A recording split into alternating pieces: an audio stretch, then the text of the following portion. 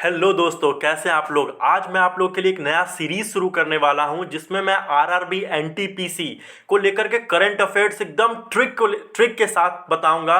और हर सेक्शन में अलग अलग आपको चीज़ों देखने को मिलेगी। तो उससे पहले मैं अपने बारे में बता दूं कि मैं करेंटली रेलवे एम्प्लॉय हूं जो कि ईस्ट सेंट्रल रेलवे में काम कर रहा हूं। इससे पहले मैंने एसएससी की 5 ओवरऑल 5 है यहाँ पे सीजीएल, सीएचएसएल और एमटीएस टोटल 5 बार क्रैक किया है। मतलब कि कुल मिला के सीजीएल 2 बार, सीएचएसएल 2 बार और एमटीएस 1 बार। और मेरा टीचिंग एक्सपीरियंस भी 6 साल का रहा है। तो चैनल को आप जरूर सब्सक्राइब कर दें, लाइक करें और अपने दोस्तों के साथ शेयर करें, कमेंट करें कि आपको ट्रिक कैसे चाहिए और अगले सेशन में अगला सेक्शन किस पे बेस्ड होना चाहिए। इस वीडियो में मैं आपके लिए लेकर आया हूं, ये आपका रहा importance of books and authors. आप देखिए जनरल अवेयरनेस की जो यहाँ पे आपको सिलेबस है जो एनटीपीसी में पूछने जा रही है।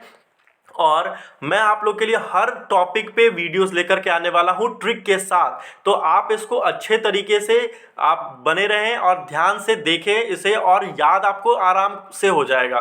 तो देखिए शुरू करते हैं वीडियो को। इस वीडियो में मैं आपका 20 जो टॉप 20 बुक्स है जिनके पूछने के चांसेस बहुत ज़्यादा हैं और जिनको याद आप आसानी से कर सकते हैं बस एक बार सुन करके ही, वैसे बुक्स को मैं लाया हूं। और आप इसको बने रहिए, पूरे वीडियो को अंत तक जरूर देखिएगा। तो पहला है नेशनल सिक्योरिटीज चैलेंजेस। अगर इसका पता है आपको इसका आंसर तो आप बोल सकते हैं, वरना मैं एक ट्रिक बताऊंगा, उस ट्रिक को बस आप एक बार सुन लेंगे, आपके दिमाग में वो ट्रिक जो है वो इजीली से याद हो जाएगा। तो देखिए नेशनल सिक्योरिटीज चैलेंजेस का जो बुक जिसने लिखा है वो है जनरल मनोज मुकुंद नरवाने। अब आप देखिए इसमें क्या ट्रिक है इसको याद करने की। तो देखिए नेशनल सिक्योरिटीज एक्सचेंज चैलेंजेस है।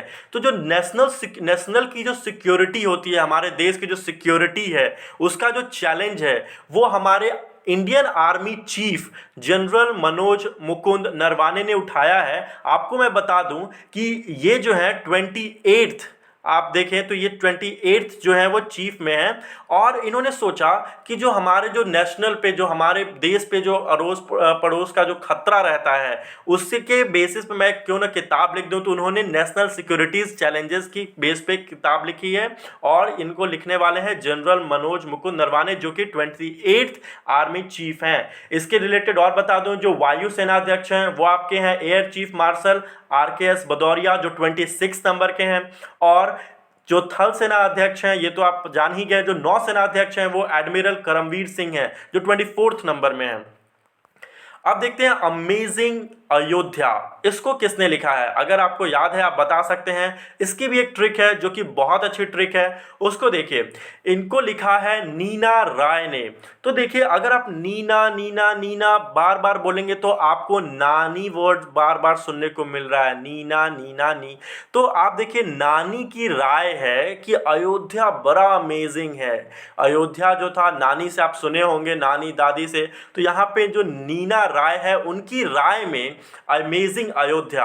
तो इसमें जो अमेजिंग है इसको आप आराम से याद कर सकते हैं। ये जो है देखिए एक दूसरे को लिंक करता हुआ मेरे पास ट्रिक आपको मिलेगा और ये ट्रिक आपको एग्जाम में बहुत काम करेगा। आप जैसे ही बुक को देखेंगे आपको ऑथर का नाम पढ़ते ही आपको पता चल जाएगा कि कौन लिखा होगा। उसके बाद 3rd नंबर पे बुक है माई एनकाउंटर्स इन पार्लियामेंट और इसकी भी ट्रिक बहुत अच्छी है। आप देखिए माई एनकाउंटर्स इन पार्लियामेंट को लिखा है बालचंद्र मुंगेरकर ने। इनको याद करने की देखिए, बालचंद्र को अगर हम ध्यान से देखें तो हमको इसको सुनाई पड़ता है भालचंद्र। तो हम बाल को छोड़ करके भाल लिखते हैं, भाल। तो भाला, इनका जो हुआ सामना वो भाला से हुआ, ठीक है। तो भाला से क्या हुआ, एनकाउंटर हुआ पार्लियामेंट में। तो बालचंद्र मुंगेरकर को हम भालचंद्र मुंगेरकर पढ़ेंगे और भाला से इनका एनकाउंटर हुआ पार्लियामेंट में। तो हो गया ना लिंकअप। उसके बाद बात करते हैं जो चौथी बुक है वो है लेट अस ड्रीम। इसको किसने लिखा है आप जरूर बताएं। इसके देखिए पोप फ्रांसिस ने लिखा है। अब देखिए लेट अस ड्रीम क्यों लिखा इन्होंने ये भी समझिए। पोप जो देखते हैं कि जो चर्च में होते हैं, इनके पास लोग समस्या लेकर के जाते थे कि मेरी ये समस्या है, मेरी समस्या का समाधान कीजिए। तो इन्होंने बुक लिखा है जिसमें कोई भी पर्सन जो क्राइसिस में है उनको ये हेल्प करेगा क्राइसिस से दूर, मतलब कि अपने क्राइसिस, अपने प्रॉब्लम्स को सॉल्व करने के लिए। तो ये तंग आकर के सोचे कि चलो मैं एक ऐसी बुक लिखता हूँ जिसको पढ़ करके लोग अपनी क्राइसिस को खत्म कर दें। तो लेट अस ड्रीम लिखा उन्होंने, पोप फ्रांसिस। तो उन्होंने ड्रीम एक सपना दिखाया है, और सपना एक अच्छा अगर होता है वो पोप ही दिखा सकता है। अगर आप प्रॉब्लम में है तो आपको एक जा करके अच्छे से सपना दिखाता है और आपके प्रॉब्लम्स आराम से हील हो जाते हैं। तो पोप फ्रांसिस ने लेट अस ड्रीम एक नाम की एक पुस्तक लिखी है। उसके बाद बात करते हैं जो अगला बुक है हमारा, वो है ए सॉन्ग ऑफ इंडिया। अब अ सॉन्ग ऑफ इंडिया किसने लिखा है? अब देखिए, इसमें सॉन्ग ऑफ इंडिया जो इंडिया के बेसिस के ऊपर सॉन्ग है, मतलब इंडिया के ऊपर बेस्ड है। तो देखिए, इनको लिखने वाले हैं रस्किन बॉन्ड। अब देखिए, जो इंडिया के ऊपर जो गाना होता है उसमें एक अलग सी रस होता है, और वो एक बॉन्ड हम लोग से बना के रखता है, जो कि हमें अपने देश के प्रति बहुत आप कह सकते हैं जो एक जुड़ाव होता है वो हमें जोड़ करके रखता है। तो बॉन्ड, तो एक जो गाना है और वो देश के ऊपर है, ये हमें एक बॉन्ड प्रोवाइड करता है। ठीक है, तो रस्किन बॉन्ड इसके ऑथर हैं। अब बात करते हैं अगले बुक की। तो अगला बुक है वन अरेंज्ड मर्डर, और इसको लिखा है चेतन भगत ने। अब देखिए, अमूमन उनकी जो बुक होती है वो बहुत, उन पे फिल्म भी बनती है। आप देखिए, इन्होंने लिखा है वन अरेंज्ड मैरिज, मैरिज को काट करके फिर मर्डर हो गया। तो इनकी बहुत सारी नॉवेल्स पे फिल्म बन चुकी है। काय पोचे आप देख लीजिए, फिर टू स्टेट्स हो गया, फिर उसके बाद आप देखें हाफ गर्लफ्रेंड हो गया। तो ये सारी फिल्में आप देखिए बन जाती हैं इन पे। तो देखिए, ये जो बुक है वो आप देखेंगे total one arranged marriage the 9th novel इनकी, और जो 12th ओवरऑल बुक इन्होंने लिखी है। ठीक है, चेतन भगत ने। और ये जो नॉवेल है ये सीक्वल है द नॉवेल का the girl in the room का। तो वन अरेंज्ड मर्डर, इसको आप आराम से याद कर सकते हैं अरेंज्ड मैरिज, और मैरिज जो मूवी जो बनती है अधिकतर इनके नॉवेल पे बनती है। तो आप लिंक कर सकते हैं, वन अरेंज्ड मर्डर को लिखा है चेतन भगत ने।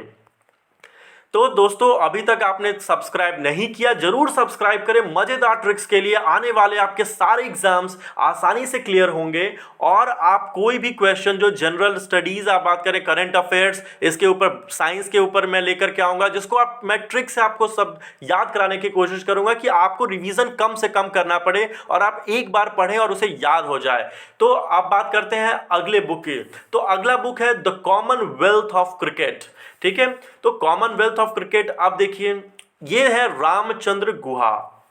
अब आप देखिए इसको याद कैसे करें द कॉमनवेल्थ ऑफ क्रिकेट की। तो देखिए, गुहा को आप क्या कर दीजिए, गुफा की लिख दीजिए। अब देखिए, गुफा और गुहा दोनों मिलते जुलते हैं। अब देखिए, गुफा जैसे ही मैंने लिखा तो गुफा में बहुत सारा धन छिपाया हुआ है, कॉमनवेल्थ, वेल्थ जो है वो छिपाया हुआ है। और जो कॉमन रामचंद्र गुहा जो थे, उनका जो लव था, इन्होंने एक काम भी किया एडमिनिस्ट्रेटर के तौर पे बीसीसीआई। हालांकि उनका रेजिग्नेशन 6 महीने के अंदर ही हो गया, और उन्हें बहुत दुख हुआ इस बात से लेकर के। तो उन्होंने एक गुफा की जिक्र की है जो कि धन से बड़ा हुआ है, और वो है क्रिकेट। अब बात करते हैं अगले बुक की, वो है करुणा कविथक्कल। अब ये बुक जो लिखे हैं ये भी बड़े फेमस आदमी हैं। आप देखिए, इस बुक को लिखा है पीएस श्रीधरन पिल्लई, और ये जो मिजोरम के चीफ मिनिस्टर जोरम थंगमा है, ये आप देख रहे हैं यहाँ पे, इन्होंने पब्लिश किया है। ठीक है, तो आप देखिए रिलीज किया है बुक। तो आप देखिए कोरोना कविथक्कल, इसको आप आसानी से देखिए। कविथक्कल में क्या है, ये कलेक्शन ऑफ पोएम है जो कि लिखे गया है गवर्नर ऑफ जो मिजोरम है। आप देखिए कवि, और ये में क्या है, कलेक्शन ऑफ पोएम्स। तो पोएम से जुड़ा हुआ है, और कवि जो है वो पीएस श्रीधरन पिल्लई। अब इसको याद कैसे करें, आप देखिए, मान लीजिए कि आपका बुक और ऑथर में एक लिंक होना चाहिए। तो देखिए, कोरोना जो है, आप देखिए कोरोना को किस चीज़ की ज़रूरत है, अभी सबसे ज़्यादा है कि कोरोना की हमें दवाई की ज़रूरत है। तो पिल्स, आप देखिए पिल्स में पिल्लई आ रहा है, पिल्लई में पिल्स आप जोड़ लीजिए। तो पिल्स की हमें सबसे ज़्यादा ज़रूरत है। तो पिल्स अगर मिल जाए, उसकी वैक्सीन मिल जाए, तो हम कह सकते हैं कि इसे दूर हम भगा सकते हैं। तो ये ही कोरोना के लिए सबसे ज़्यादा ज़रूरी है, पिल्स। ठीक है, ये मैं याद करने के लिए बताया हूं, ये हो सकता है रियल लाइफ से बेस्ड ना भी हो, बट एग्जाम में आपका आंसर जो हो वो सही क्लिक हो जाना चाहिए बस।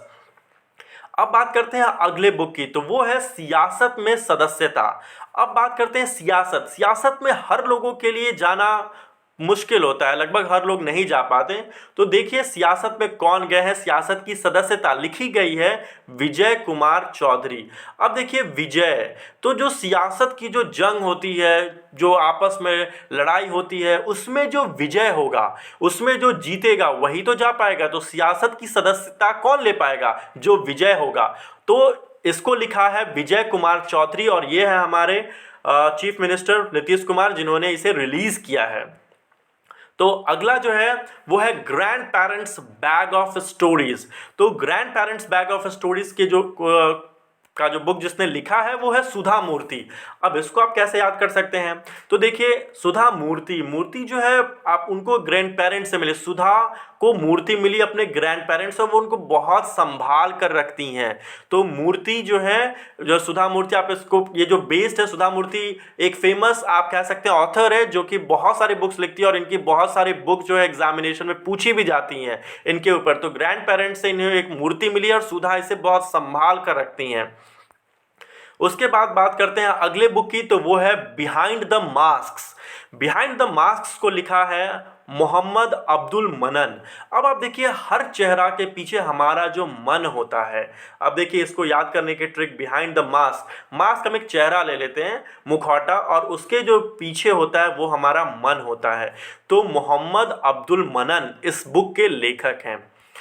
तो दोस्तों आपको वीडियो कैसा लग रहा है जरूर बताइएगा कमेंट में, और आपको कौन सा ट्रिक सबसे अच्छा लगा वो भी जरूर बताइएगा। लीगेसी ऑफ लर्निंग, इस बुक को लिखा है सविता छाबरा ने। तो देखिए इसको आप कैसे याद कर सकते हैं, लीगेसी ऑफ लर्निंग। पहले यहां देखिए सी है, लीगेसी, तो जरूर लिखा है किसने? सी, मतलब कि कोई फीमेल ने लिखा होगा। और ये बुक लिखने के बाद कोई भी छा जाएगा तो वो है सविता छाबरा। वैसे भी ये पहले से छाई हुई है कि उन्होंने अवार्ड विनिंग वुमेन बनी है, और इन्हें अभी जो है चेयरपर्सन है hygienic research institute private limited की, अभी ये चेयरमैन भी हैं। तो ये इनकी पहली बुक है, फर्स्ट नॉवेल है लीगेसी ऑफ लर्निंग, तो इसलिए बहुत इंपॉर्टेंट है, माइट भी पूछी जा सकती है। तो आप इसे जरूर पढ़ें, एक बार जरूर देखते जाएं। फिर है लॉकडाउन लाइसेंस। अब देखिए ये क्या है, लाइसेंस का मतलब होता है एक संपर्क। तो लॉकडाउन में खुद से संपर्क बनाना, ठीक है। ये बुक जो अगला ऑथर है, इन्होंने सोचा कि मैं उस बुक पे लिखूं जो लॉकडाउन के समय लोग एक दूसरे से मिल नहीं पा रहे थे, तो खुद से संपर्क करें। तो शोभा डी ने बताया कि लॉकडाउन के समय काफ़ी समय था जब आप खुद पे रिफ्लेक्ट कर पाएं, तो शोभा, और वही आपके लिए एक शोभा होता जब आप खुद से संपर्क कर पाएंगे, तो उसकी जो शोभा है अपने आप को आप जान पाएंगे, और अपने आप को मान पाएंगे कि आपके अंदर कितनी शुभ चीज़ें हैं।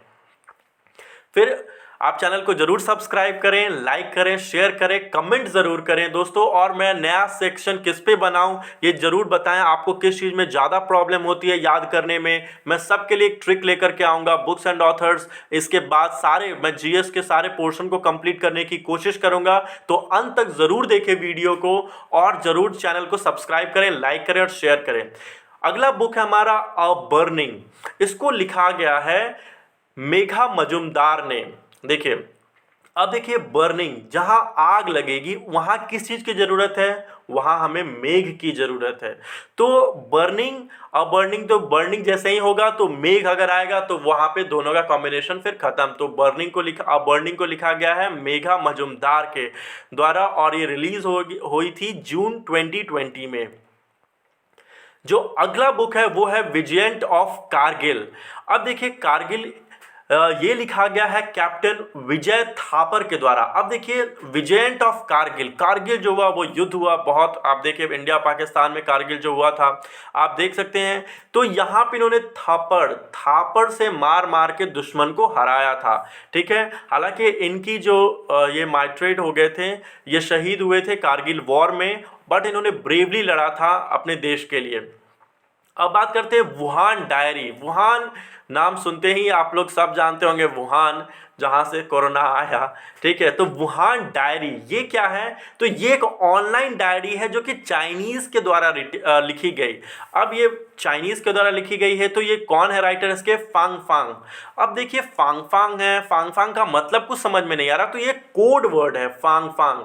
और वुहान की जो डायरी है, डायरी में कोड वर्ड लिखा हुआ है। तो जो वुहान के जो लोग थे या फिर कह सकते हैं चाइनीज़ लोग हैं, वो कोरोना के बारे में कोड वर्ड में बात कर रहे हैं। तो ये फांग फांग एक कोड है, हमारे लिए तो कोड ही है, जिससे आपके एग्जाम में बस आपका आंसर क्लिक होना चाहिए। आप बाद में भले ही भूल जाए, हाँ बाद में अगर आपको अच्छा लगे तो आप चाइनीज़ जानते हैं तो पढ़ सकते हैं वैसे। नेक्स्ट है पॉलिटिक्स ऑफ अपॉर्चुनिटिज्म। हालांकि आप देखिए इसमें जो पूरा नाम है इसका, politics of opportunism, regional parties coalition central state relations in India, इतना बड़ा बुक का नाम है। और इसके जो ऑथर है इनका भी नाम बहुत बड़ा है, RPN सिंह। इतना बड़ा कि आपको, आप देख रहे हैं इनका फुल फॉर्म भी बहुत बड़ा होगा, तो आप इसको याद कर सकते हैं आराम से। इतना बड़ा बुक का नाम तो उतना ही बड़ा ऑथर का नाम भी होगा। तो RPN सिंह जो है इनके ऑथर हैं। अगला जो बुक है वो है कर्म योद्धा ग्रंथ। ये आप भली भांति जानते होंगे, अभी तक फेमस बुक रही है, हर एग्जाम में लगभग पूछी जाती है। तो ये लिखी गई है अमित शाह के द्वारा और ये बेस्ड है नरेंद्र मोदी के ऊपर, ठीक है। तो ये आप आराम से याद कर सकते हैं। कर्म योद्धा, इन्होंने बताया है कि कर्म योद्धा वो आदमी होता है जो कि स्टेट्समैन होता है, हार्ड टास्क मास्टर होता है, एक एबल एडमिनिस्ट्रेटर होता है। यहाँ पे उन्होंने सबकी जिक्र किया गया है। तो उन्होंने बुक ये बेसिकली लिखा है नरेंद्र मोदी पे, और लिखने वाले हैं Amit Shah. Finding the gaps, आप बताएं इन्हें कौन लिखा गया है, साइमन टफल। अब इन्हें गैप, इन्होंने बुक का नाम ये क्यों रखा है इन्होंने, मैं बताता हूं। जब प्लेयर जो बैट्समैन होते थे वो विकेट के आगे जाके खड़े हो जाते हैं, इनको वो गैप नज़र नहीं आता। अब ये एम्पायरिंग कर रहे हैं, LBW का अपील करता है बॉलर। अब ये सोचते हैं कि कैसे आउट है या नहीं, तो वो गैप दे ढूंढते हैं कि कहीं ये बॉल जाकर के गैप, अगर बैट्समैन को हटा दें तो क्या वो बॉल जाकर लगती विकेट में कि नहीं। तो वो गैप्स हमेशा खोजने की इन्होंने कोशिश की और हमेशा सक्सेसफुल रहे भी हैं। तो साइमन टफल, ठीक है, one of the best umpires. आप ये लिखा गया है book finding the gaps Simon Taufel के द्वारा। और जो लास्ट है इस सेशन में वो है एक्सीडेंटल मैजिक, जिसे लिखा है केशव गुहा ने। अब बात करते हैं इसमें, तो एक्सीडेंटल मैजिक ये क्या, कौन सी बात है एक्सीडेंटल मैजिक।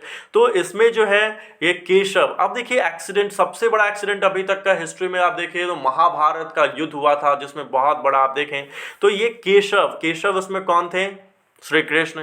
तो केशव से हम जोड़ते हैं, उसमें चमत्कार भी हुआ था, पूरा गीता का ज्ञान उसी में मिला हुआ है। तो आप देखें तो इससे कनेक्ट करके याद कर सकते हैं। तो दोस्तों ये वीडियो कैसा लगा ज़रूर बताइएगा, मेरे ट्रिक्स आपको कैसे लगे, मज़ेदार थे या नहीं, आपको ये हेल्प करें तो मेरे लिए बहुत अच्छा होगा। And thank you. And video को ज़रूर सब्सक्राइब करें, लाइक करें, शेयर करें, और आप अपने कमेंट्स ज़रूर बताएं कि आपको किस टॉपिक पे वीडियो अगला पसंद है जिस पे मैं वीडियो बना सकूं।